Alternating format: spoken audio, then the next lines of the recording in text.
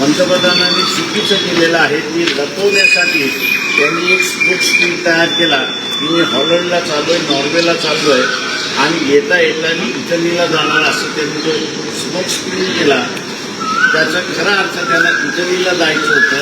दोन मुद्दे होते. एक असं म्हणाले की ह्या ज्या बोटी पकडण्यात आलेल्या आहेत ज्या बोटी सोडवण्यात याची त्यांची असणारी मागणी आहे. आणि दुसरं जे आहे ते याच लक्ष्मीच्या एका सबसिडरी कंपनीने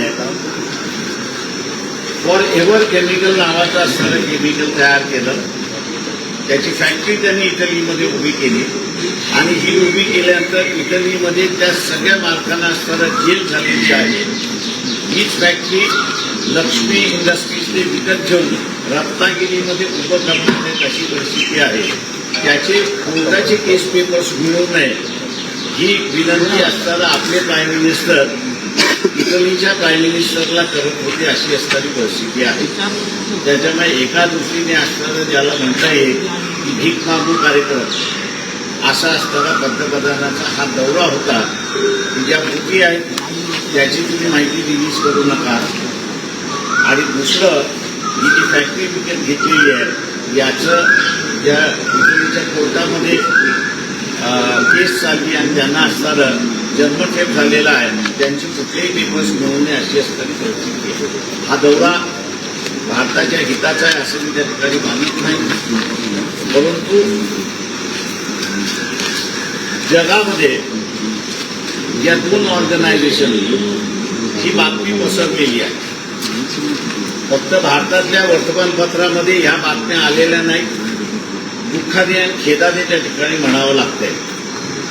इंटरनॅशनल सगळ्या याच्यावरती आहे. भारताला आता असणारं जे क्रूड ऑईल यायला पाहिजे होतं त्याच्याच बरोबर असणारं LNG यायला पाहिजे होती. वॉर चालू असताना व्यवस्थित येत होतं पण वॉर संपता तुटवडा आपल्याला असताना भारतामध्ये दिसायला लागलाय.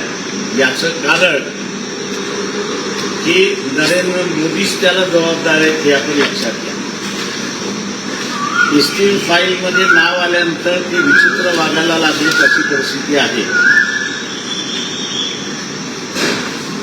मिलिटरी ग्रेडेड मटेरियल भारताकडून इस्रायलला पोहोचवणं हे अमेरिकेला चांगलं वाटलं असेल पण जिथून आपल्याला गॅस येतो आणि जिथून आपल्याला तेल येतो त्या देशांकडून असणारा नाराजी व्यक्त झाली आणि ती नाराजी आपल्याला दिसते की त्यांनी जहाजं भरलेली आहेत पण सोडलेली नाही अशी असणारी परिस्थिती आहे. फर्टिलायझर सुद्धा भरलेलं आहे, सल्फर सुद्धा भरलेलं आहे पण ते जहाजं सोडत नाही अशी असणारी परिस्थिती आहे. इथल्या सरकारला माहिती आहे की भारतीय जनता ही पॅलेस्टाईन आणि इराण बरोबर आहे.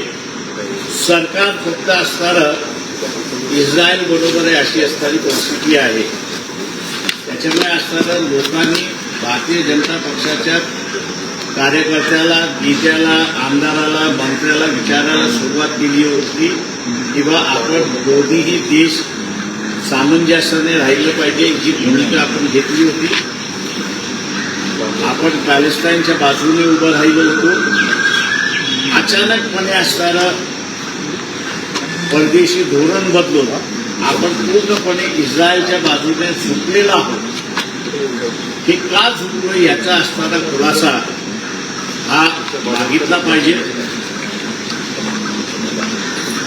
धार्मिक दृष्टिकोनातून असणारा भारतीय जनता पक्ष सगळा प्रचार करत असतो तो बाजूला ठेवून आपण असणारा हा धरण्या मागण्याचा प्रश्न जो आलेला आहे तो मला वाटतं महत्वाचा आहे. कारण रशिया सुद्धा असेल आपल्याला असणारं मदत करायला तयार नाही आहे.